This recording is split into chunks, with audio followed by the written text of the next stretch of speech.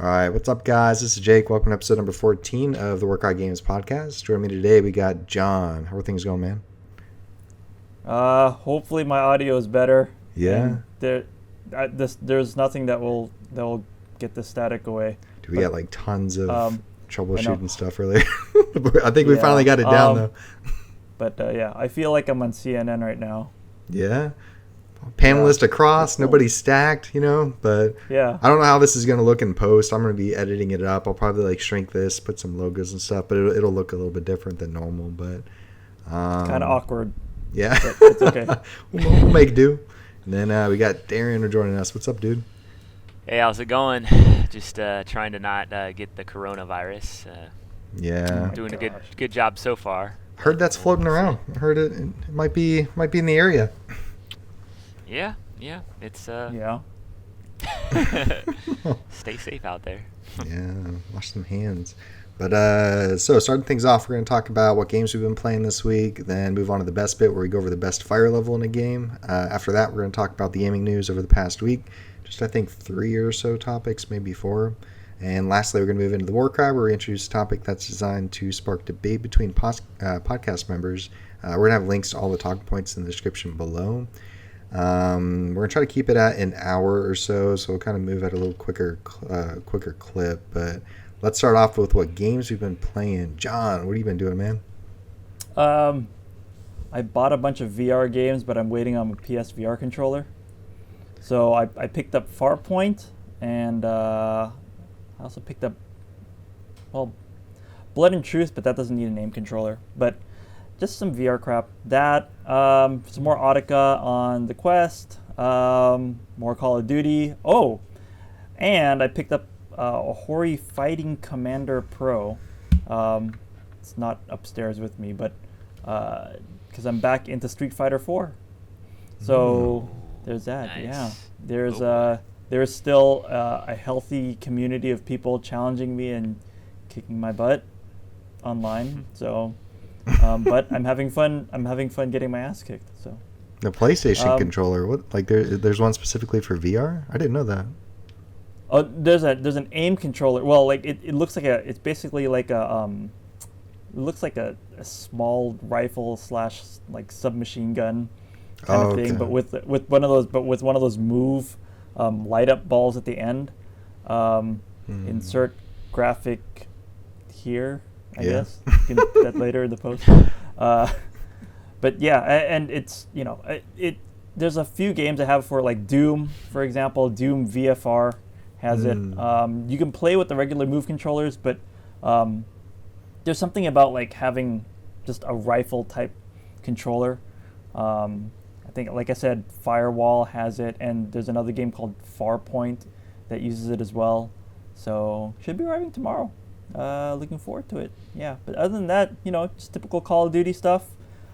Season 2 well underway. I recently am falling in love with the new assault rifle in Season 2. The I think I'm pronouncing this wrong. The Grau, I believe it's called, the 5.56. Really good gun, low recoil.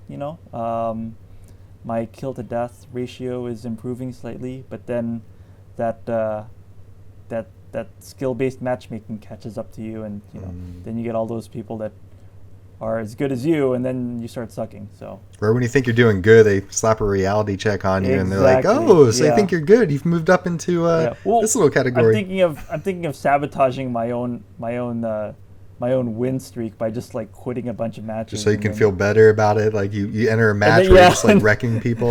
yeah, and then Activision's like, well, this guy sucks. He loses a lot, and then I can feel better about winning. I don't know. Maybe that won't work. Anyways, that's all I'm playing. Well, we talked right before this about like Spec Ops. Like we gotta get on that. I know we only played it one time. We died within like 10 minutes. Then we never hopped back.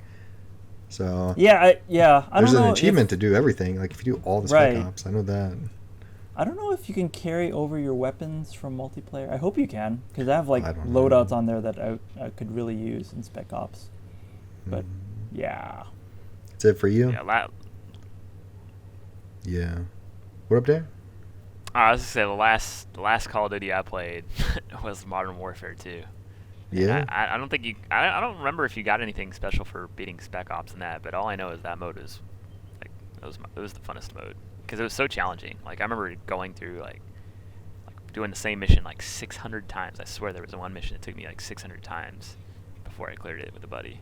Dude, if you like that, I mean, I would say this one is not far off of like. Obviously, it's a soft reboot of Call of Duty Modern Warfare, and I mean, I think I was about the same. Like, I think I played Modern Warfare 3, and that was it for me. And also Ghost. I don't know at what point that came out, but then I've been off it for like almost a decade.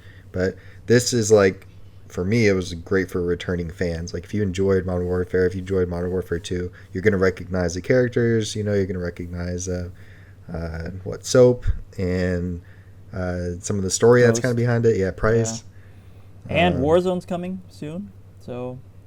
That's the what do you call it? Battle Royale thing. Yeah, Warzone. Yeah. So that's coming too. We could, cool. relish getting killed in the first 2 minutes, just like Apex Legends. Man, yeah. No, we did pretty good. We got decent at it. We could survive to the end and then get wrecked. We won a couple. We won a couple of them, right? Yeah. Yeah. We need to get back into Apex Legends. I heard they're returning back to Kings Canyon.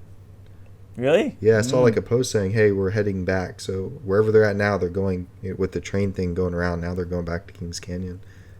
I kind of like that train thing. If they had that train thing in Kings Canyon, that would be neat. Maybe they will. Maybe they'll change it up a little, like merge the two somehow, or the train brings you into Kings Canyon and it's been built around there or something. Yeah. You know what? In all seriousness, though, I wish Respawn did a good job. They had a little nice distraction with Jedi Fallen Order, but they just need to make a proper campaign / just give me team deathmatch, but in the Apex Legends universe, and I'm gonna be very happy. Titanfall 3, man. Oh, what would I give for Titanfall 3 right about now? What about you, Darren? What have you been playing? I've been mostly playing Stardew Valley with my wife. We both were gonna do like the multiplayer on the Switch, and we kind of did that for like a while, but it actually is in a way hard. It's harder because time doesn't stop when you're like looking at your menu, or when you're in a fishing event. Time doesn't stop, so like the time is continuous because both players are in the same town. On the flip side, or on the contrary, you could be like, well, you got two people doing twice the amount of stuff, which is true, but me and my wife have different things we like doing, and so what ends up happening is like she's like, I can't get enough done, and so we ended up just making split files. So we split, basically. I made a new town, and now we're both playing single player. That game's been out a long time. I played it a little bit on PC back then, like a couple of years ago when it first came out. It's a good game. I mean, you can just go on YouTube and see all the praise for the game.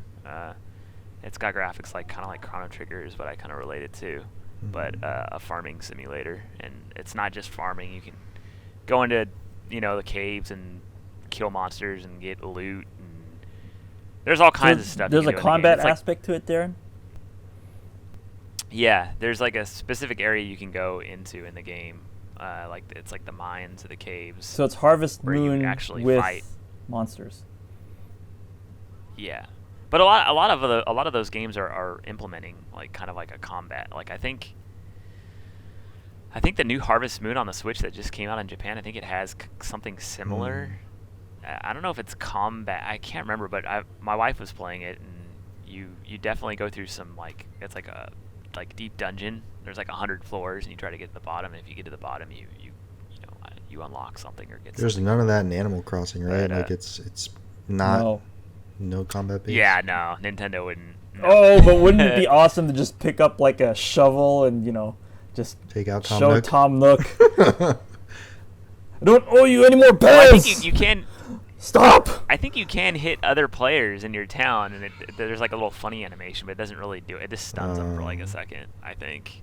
At least that's how it was in New Leaf on the I mean, 3DS. you know what? They should have something in. Well, I don't know, like to prevent people from like screwing up your town. That if somebody comes in and just chops down all your trees. They do, yeah. Well, they oh, do. that's right. They have that one. That's one of they the have things like a limitation or whatever. It's got to be your close friend. They have to be on your friends list. or Yeah. best friends or something. If they're on your friends list, they have like limited access to do things. If they're on like your best friends, they can actually remove items and obstacles from there or something like that.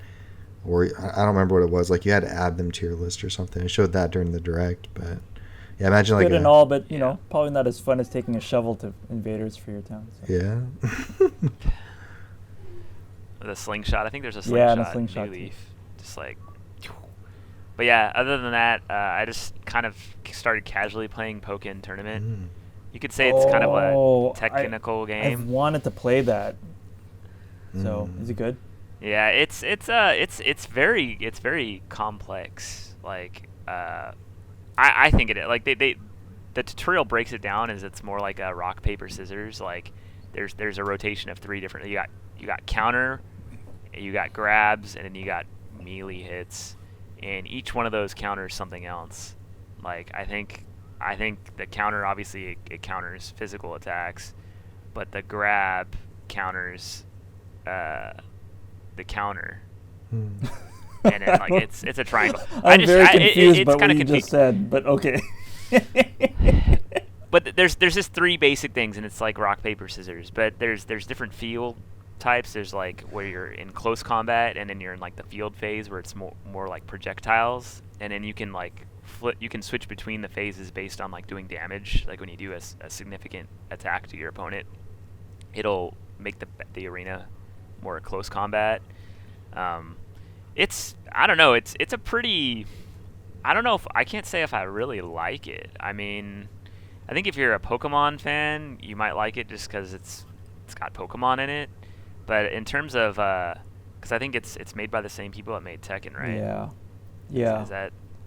I want to say it uses the same game engine too. To me, it doesn't. But Yeah, it doesn't. To me, it doesn't feel like Tekken. That's kind of why I don't know if you caught my pun. I said it's a technical game. oh my gosh. Because it's. Good night, everybody. All right, this podcast. Thank you for joining. Maybe somebody else caught that, but I don't know. The game is, I think, I'm in line with what everybody else is saying. It's like maybe like a 6 out of 10, 7 out of 10. If you like Pokemon, it might boost it up a point or two.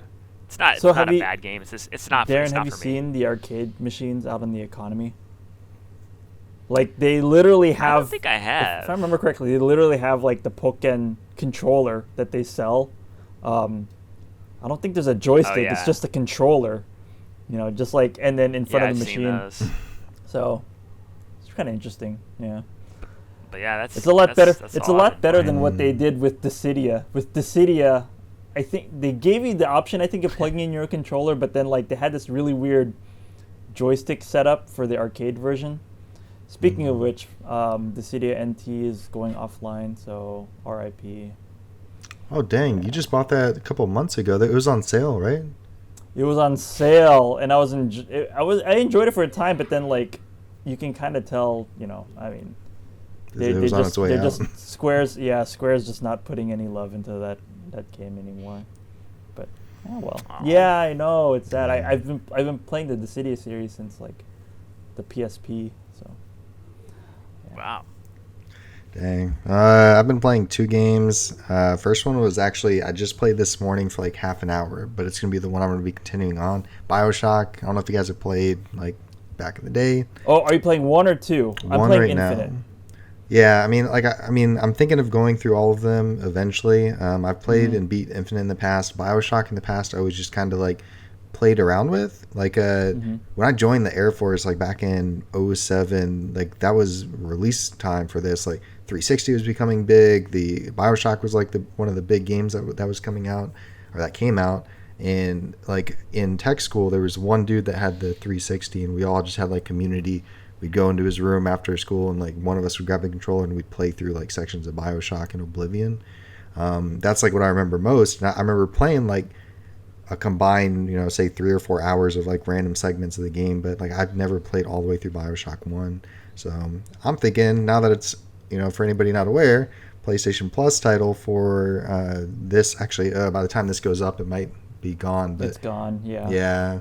But it was for the month of February, and it gives you the entire collection: BioShock 1, 2, Infinite, DLC. So, Why not wait till the Switch bundle that apparently it might be It coming should out. be coming I guess out. It's kind of confirmed. It's been like 2 months or something since like I heard anything about it. But I mean, this was free. Well, if as long as you're a PlayStation Plus member. Well, yeah, you can't. You guys beat played free. 2? and it's probably going to be better Yeah. graphics. I never played any of the Played Bioshock. You guys Infinite. played 2? I'm waiting. You for never the played Switch. any of them? Oh. I know the Yeah. mechanic behind two Nope. with the big daddies and the what are the little sisters or whatever. Yeah, so like 2 is kind of it did more the same of 1. It for whatever reason, like out of all the 3, it didn't get as much love. I don't even think it reviewed as highly as the other 2. So I'm just curious to see what you guys thought of 2 when you guys get around to it. Speaking of which, what are the games for March? Shadow of the Colossus and Yeah. Sonic Forces. So moving into my second game I've been playing. I actually bought this a couple months ago, but Shadow of the Colossus was the game I beat this week. So actually I was playing. Oh, yay. Yeah, like a couple Nice. podcasts ago, like before I started Dragon Ball Z Kakarot, I was playing Shadow of the Colossus. I got up to the 10th Colossus, and then I hard quit that for a while so I could focus all on DBZ Kakarot for like 60 hours. Then now I finally went back and there's 16 Colossus. I cleared the remaining 6. And I got some thoughts. on this game. Good Oh, wait, and bad. no spoilers. No spoilers. No spoilers. So kind of a little bit what I wrote down on it, a little bit of my thoughts on it. I do have some varying opinions. I would say everything done, everything complete, I'd give it an 8 out of 10. Like it's a pretty good game. And I really do think like the story holds up more than most everything else in the game. Like the story was super intriguing to me. Like I actually did want to continue through it just to kind of see what was going on with I think the character's name is Wander, and his horse is Aggro. Have you guys like played it and beat it, or I mean it's probably been a while since I haven't beat it, but I played the original PS2 version. Did you ever play the original PS2 version? No, I never did. This is my first foray into that. So I don't mean to derail your conversation, but the PS2 version, from a technical standpoint, from like a software engineering standpoint, it was pretty much just like a miracle that they were able to bring that game, or at least that kind of game, to the PS2. And the PS2 barely ran it. I played it when I bought the original PS2 version when it first came out, and I was amazed by it, like the atmosphere and everything like that. I looked past the fact that the frame rate was in the teens, but I mean, I'm loving the fact that you can play it at a solid frame rate with modern hardware. So, like from the standpoint of the PS2, I think it would have been like a higher score for me, like a 9. But you're right, I think it's like a solid 8. Compared to if you compare it to modern games of this era. The big thing with it is I kind of thought about this, is it's definitely still clearly a PS2 game with like modern graphics thrown on top. Like, so the things I didn't like were it's still very janky as a platformer. It's very awkward. The riding the horse mechanic where you're controlling Aggro is the horse's name. Like, it's very hard to do. They give you fixed camera angles, like kind of fixed. So you can move around with, say, one thumbstick and you can start moving the camera with the other, but you let go of that thumbstick, it'll fix it back to where you're like back behind him, facing forward. You can see in this direction. I'm like, man. So I'm so spoiled nowadays where like you can just free roam whatever you want to look at. Right. I can be looking the exact opposite direction, but my horse is still going in this way.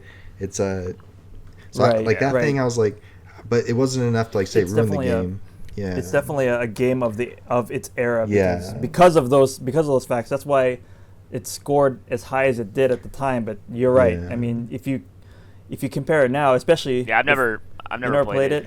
I'm not going to put if you any have spoilers. gamers Like I'm not going to say anything about the story. But so there are 16 Colossus. Basically, you start the game in this thing saying, "Hey, go find these 16 guys," and there's story in there. So I mean, that's as far as like I'll go with it. If you ever get it on PlayStation 4 or 5, whatever down the road, it's definitely worth the pickup. Have you played Eco?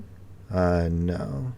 No, Darren, you've never played Eco? But I know it's made by the It's same. made by I the have a same friend team. who's really big. Eco- and it's the team Ico. I think he says Ico. Eco. I don't. It's the same thing. Yeah, Yeah, they made a third game, didn't they? Last that came out on Guardian, the PS4. right. I forgot what it's called. Yeah, Last Guardian's good too. Yeah. It's all, like I said, it's all puzzle.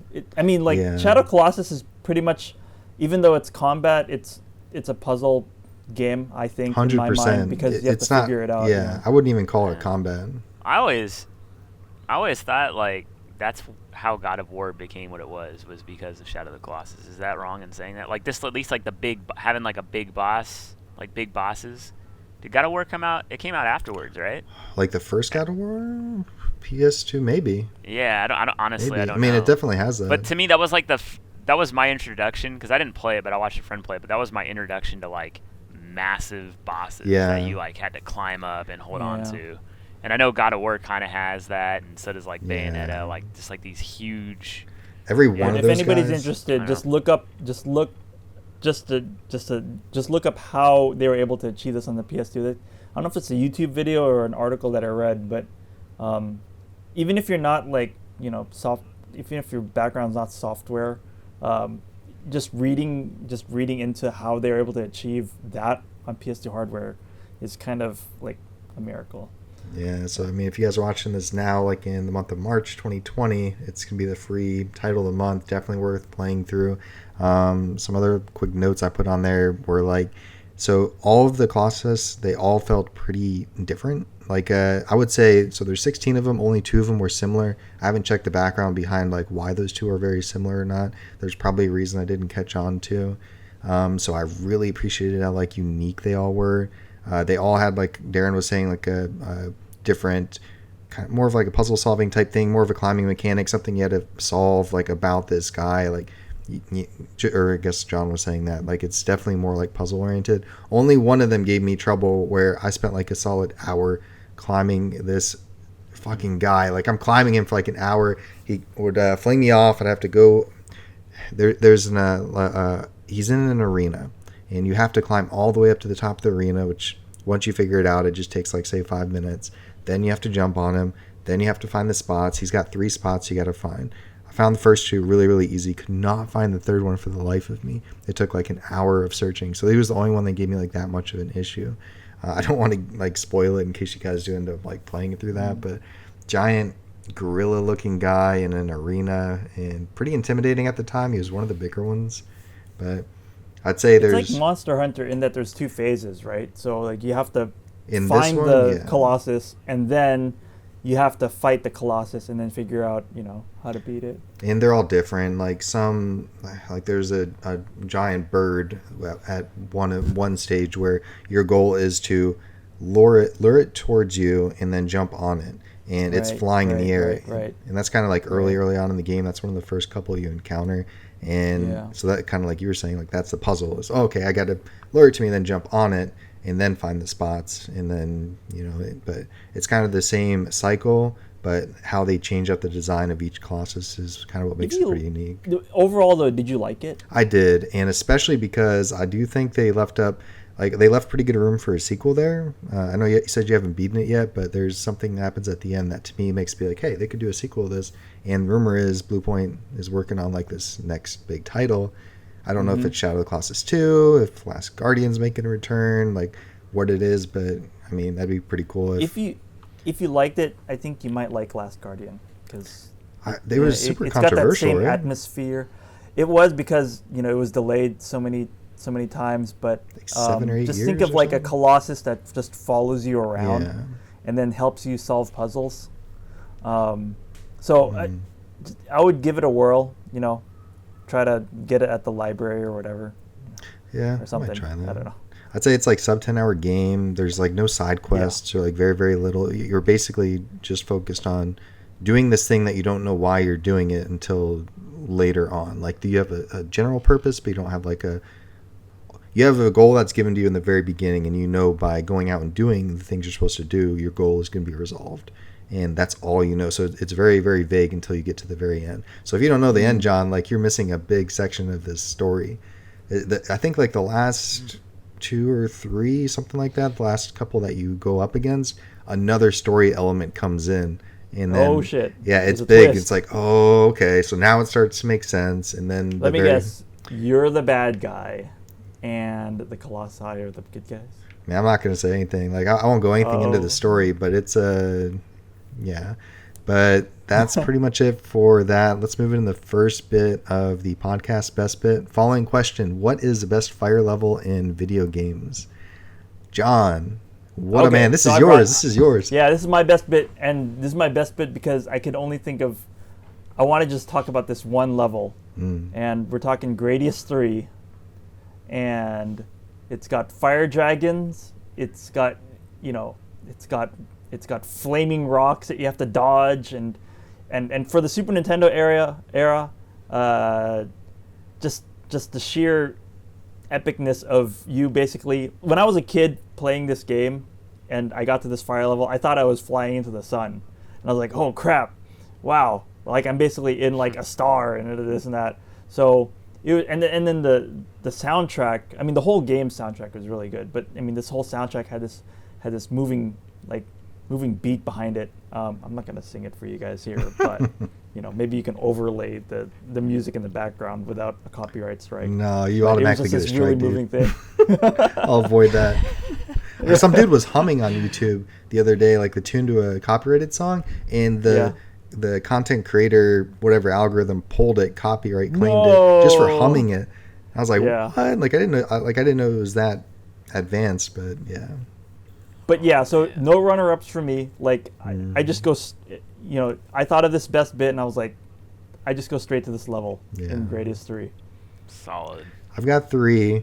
I've got like 2 it. honorable mentions and then the final. And actually, I've been debating on my number 2, my runner-up, and my final. I'm actually going to swap them because I've been thinking about it a lot for like just this morning. From last night when I actually wrote my show notes to like now, it's changed. So we'll say with the third one for honorable mention, it's going to be Legend of Zelda: Ocarina of Time, but not the one that everybody would select. Most people probably go with like the Fire Temple when you're Adult Link. I like the Dongo's Cavern. Like I like it a lot. Like it's just one of those I still play from time to time because I mean the Child Link section is pretty early, pretty easy to like get to. But my big thing with it is what do you call it? You're a kid. Your goal is to go get the Goron's Ruby, and the background, the story behind it is like Ganondorf comes by and he wants a ruby, and they're not going to give it to him, so he goes and curses that cavern, which is the place that all the Dodongo or the Gorons go to eat like the rocks and shit. So now there's these beasts like floating around in there, like these little dragons and stuff, and now there's the big boss that you got to face. And I don't know, I kind of like that. It's like, hey, we're going to deny you this thing, and because of that, here's your repercussions. Then you come along, you cure it, so they give you the ruby. So I kind of like it. As a fire level, it was kind of cool. It was one of my first, I think it was my first 3D fire level, unless you count something like, say, Super Mario 64. But that's runner-up number 1. Now I'm swapping my main one for this one. This was a close second. Lion King, Super Nintendo. Did you guys ever play? No, but I heard it was super hard. Super hard. This is what it's known for. I don't remember. It's most of these movie games actually turn out to be like pretty shit. Like most times the ones who like, hey, the movie came out, let's promote it, here's a game, and like the two tie together. This one, they kind of did. I don't know if you guys knew about the controversy back in the day. The game was intentionally made difficult the first, like, say, 3 hour, I don't remember, like, first couple hours of playing. I did not know that. The reason, because they didn't want people to rent the game and beat it in a weekend or a sitting, so they made it very difficult, like the ostrich level, the monkeys throwing you around, like the very early stage of the game.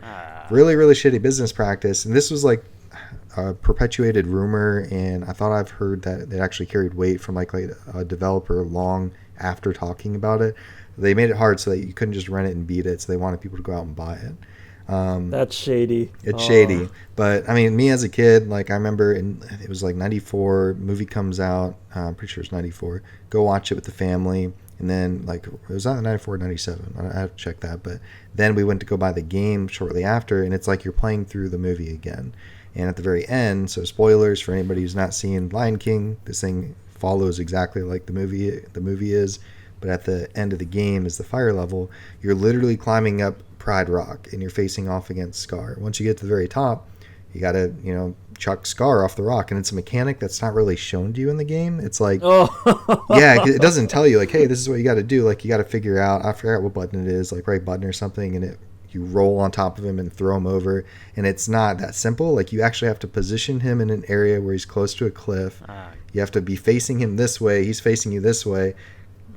hit him a couple times, so he's like panting, go under, and then he flips over. It's very, very hard, and you have a very limited health bar usually. But I played it on the channel here for a little bit. I think I only played like 45 minutes. I got pretty far into the game, just like showing all of the kid section of it. But I do kind of want to go back and do everything just so I can like revisit that fire level. Well, as you're climbing up, you're going up Pride Rock, flames are like coming up, in this game back then is like beautiful, like the way they did the animations, the way the character model looks, like it's actually made very well. But the fire looking like that, he finishes it, he chucks Scar off, he goes to the edge of the rock, he roars just like he does in the movie. Cloud, and you were like, rains come 10-year-old down. you was like, no. Yeah, like that. It's a warm feeling. Number 1, the one I swapped. Oh, here we go. It is Donkey Kong Country 2. Of course. Got to do it. So it's actually a boss. The entire world for world number 2, that like after you go to world 1, you move on to world 2, and it's like an active volcano. Most of every level is like a fire level, and at the very end there's a boss that you face off against.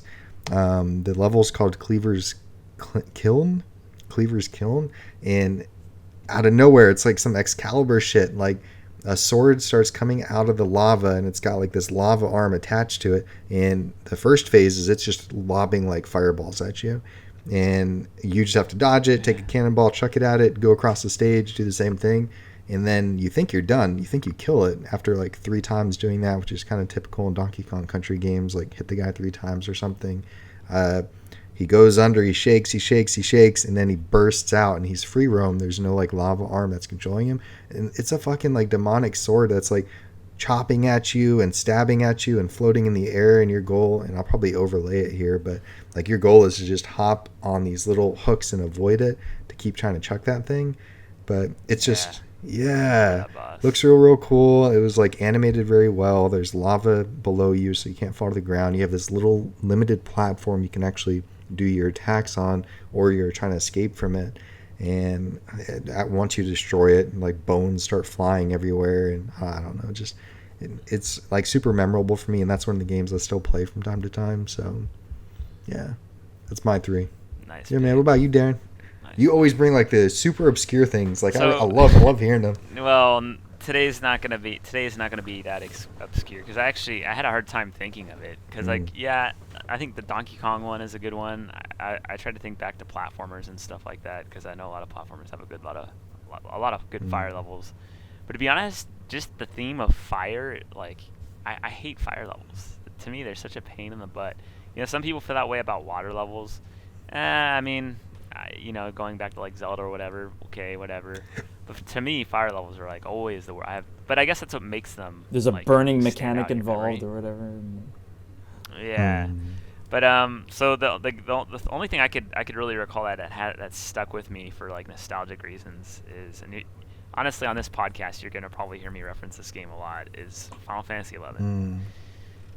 There's a zone, it's called Ifrit's Cauldron, and it's where you can either unlock Ifrit as a summonable avatar, or in order to progress through the game's like main story, or one of the stories, you have to go through like the entire gauntlet. And there's a ton of monsters in there that will aggro you, if you're playing when that zone was first introduced, like they could just destroy you instantly. And monsters aggro like vision as well as sounds and magic, and you got bombs that can self-destruct. It's just a mess. And then to get to like the end of Ifrit's Cauldron for the mission's sake, you have to pass like a true sight notorious monsters. Basically that means that you can have sneak and invis casted on you, which basically makes it so the monsters can't see you or hear you, but it can see right through it. So if you walk near it within like 10 steps away, you're gonna aggro in it, and it's like a level 90 monster. You're like level 75 or something like that. You just die. That sucks. So I have memories of going through that gauntlet with like 10 other people. Like, everybody's trying to beat this mission, and people are running away, and people are dying and getting lost, and people are raging at each other like, "Oh, you need to come back and raise me," and people are like, "Screw you, man! I want to beat this mission." Like, it's kind of like a dog eat dog world, and some of the parts of Final Fantasy XI. But yeah, I mean, had a lot of interesting times just in that zone outside the mission. So if you've played Final Fantasy 11, you know what I'm talking about. I think other people probably would agree. They'd be like, yeah, that's a good fire level. But yep, that's the only one I could really think of that really stuck with me. Kind of reminds me of like, wow, the expansion Cataclysm that came out. I don't remember. I just remember like there was like whatever zone you went into, I guess has been like terraformed into like nothing but lava and molten area, and there's like flame enemies running around, and some were like not big bosses, but way stronger than what you were at the beginning of the expansion. But I don't even remember what it's called. I played it for like a hot minute, but yeah. All right, let's move on to the gaming news segment. For the past week, we've got like pretty much 3 major bits of news, I would say. Like the first one was like Phil Spencer dropped a blog post on Xbox just outlining the kind of like the specs or details for the Series X. And at face value, I took this and I looked at the specs list and I was like not impressed. I was like, wow, okay. We already knew about ray tracing. We kind of suspected what level like the teraflop section was at. Like what they said it was going to be at 12 teraflops. We knew about the solid state drive. We knew their focus was like backwards compatibility. What's new here? But actually after the fact, I don't know if you guys saw Digital Foundry did a like 30 or 40 minute video breaking down every single bullet point. Yeah, and it was actually way more interesting. They're like, hey guys, this has been scripted to be worded perfectly to give some information, just not a whole lot, but we can actually defer a lot by it. I was like, wow. And so I watched it and I kind of took a little bit of notes on it. I don't know what your guys' thoughts were, but so alone, the GPU itself in this is supposed to perform or outperform RTX 2080 Super. Sorry, Brandon. Sorry, B-Ray. That's what you just bought, but this is going to outperform that. Well, I think there has to be like limitations to that, right? Because I mean, you know, it sounds really good on paper.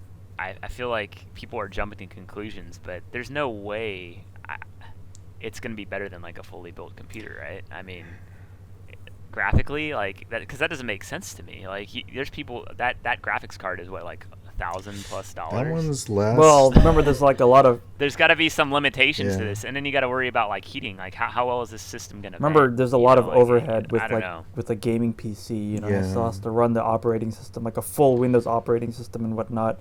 And an Xbox, you know, when it runs like a version of like the Windows kernel, I believe, but like it's all stripped down. It's very specialized.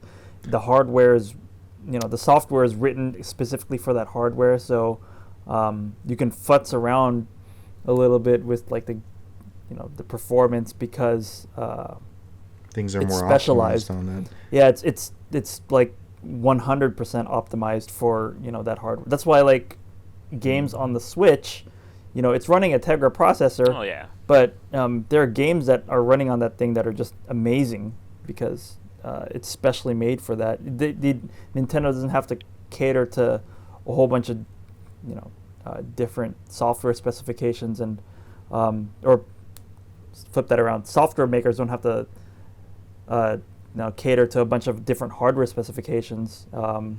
So, you know, when they already have the one. Yeah, but the third parties aren't really a part of that equation. They though, get right? the.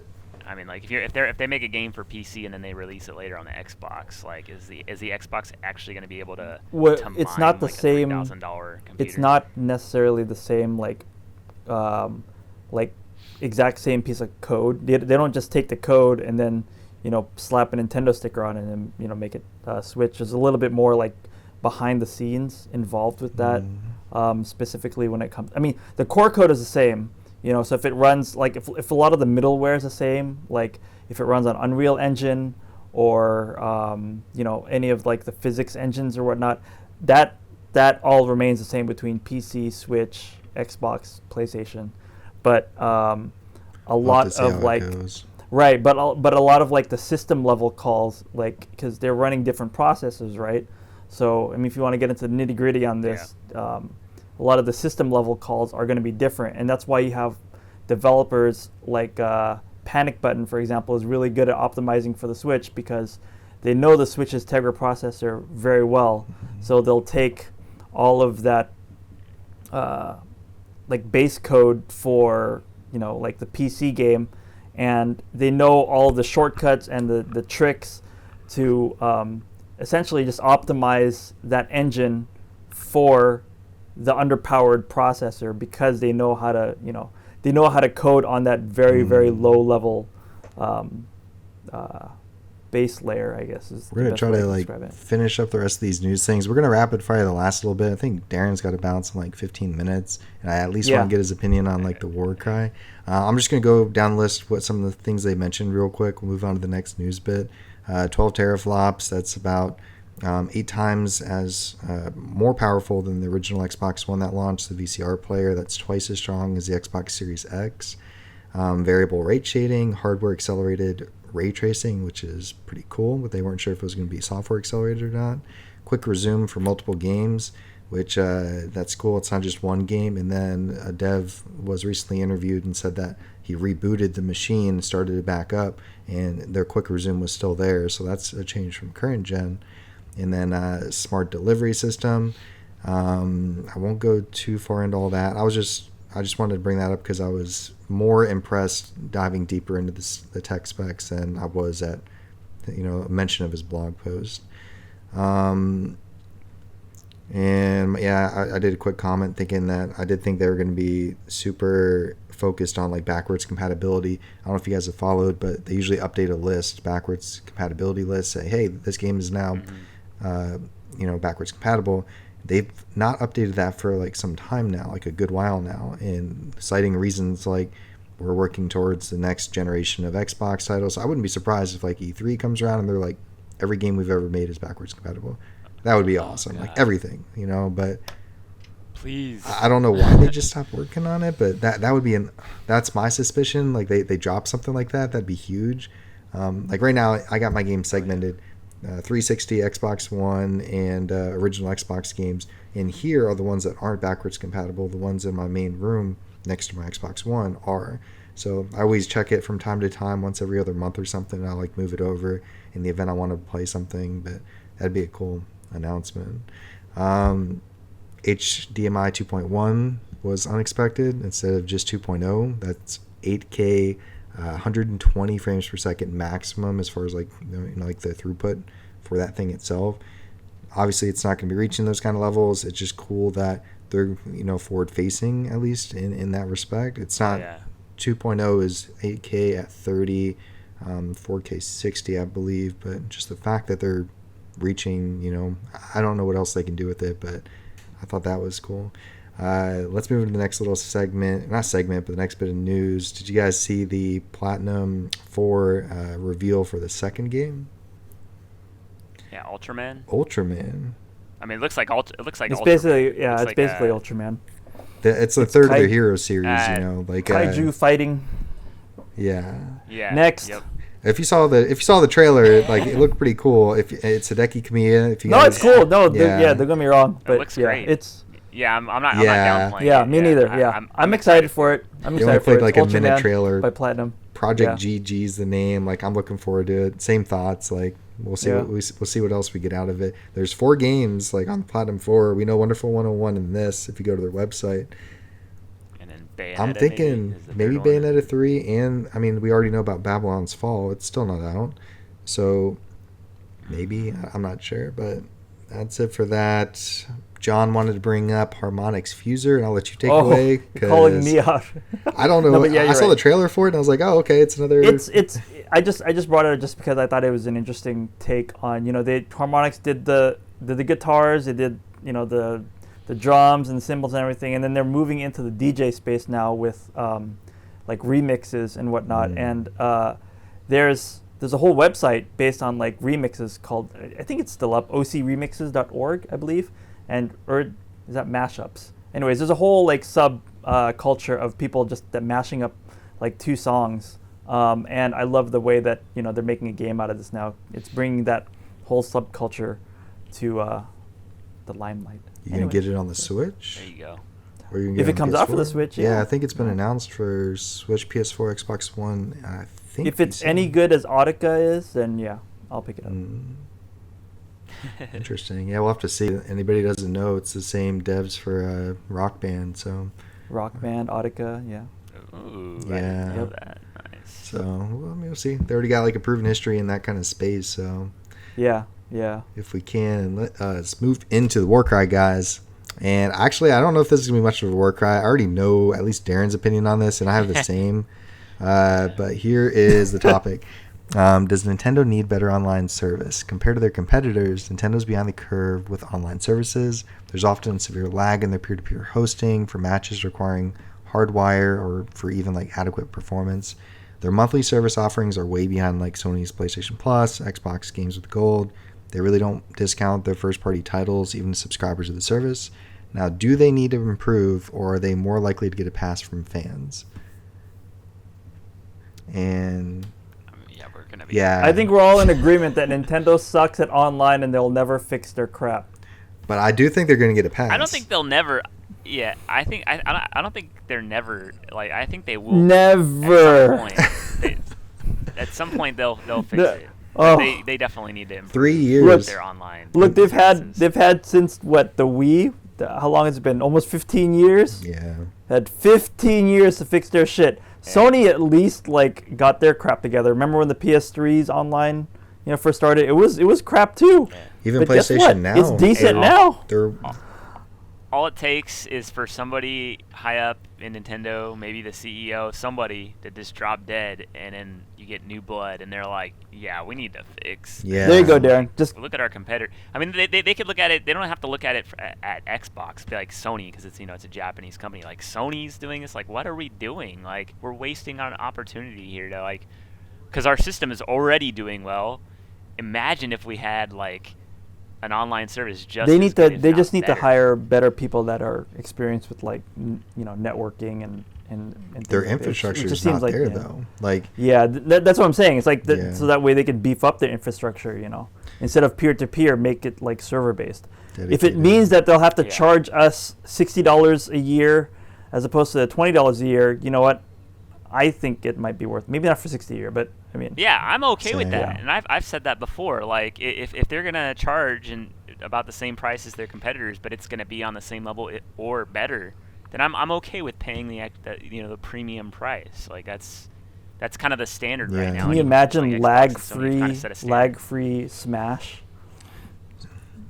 I know. like Brandon was talking, I think last week about that. He said like he hasn't encountered it. I have, not horribly, because I've only played like 50 hours of Smash or something, and I don't know. Like I have a wired connection as well. Like you have to get the dongle that accepts an Ethernet port. It doesn't come standard on the Switch for some reason. You actually have to buy that accessory, and without that, I feel like you need it. Okay. You really have to get this thing. So, but to their Well, credit, and it to depends. their credit, Go ahead, John. to their credit, it depends on the game too, because Yeah. Splatoon 2 runs Mario solid Kart 8 is good, online, too. and Mario Kart 8 is Yeah, I solid, agree. too. So, I agree. Smash. I'll play devil's advocate. And I think it has to do with also the person that you're playing. So like Mario Maker is another game. If you do like the party mode, sometimes you'll get into a game with people where it's really laggy, and it depends on everybody's connection. So like if you have one person who's like, I don't know, still rocking like 56K type speeds,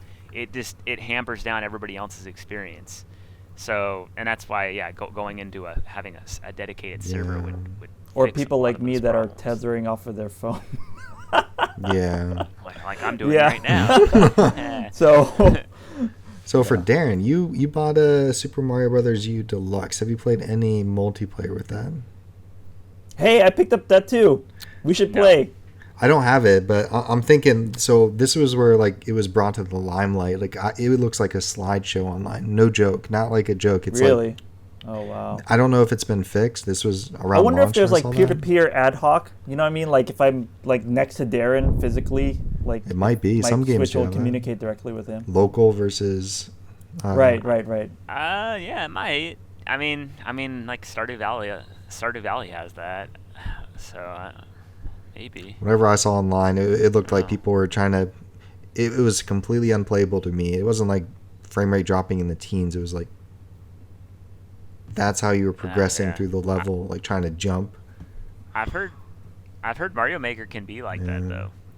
It's like hit and miss. Like sometimes you'll get in games where it's like it's smooth as butter, and then you'll get in games where it's just like it's really jagged. That's unacceptable to me. Like, there's no no universe where that's like acceptable for a service you're actually paying for, whatever, $20 or not, like for the year.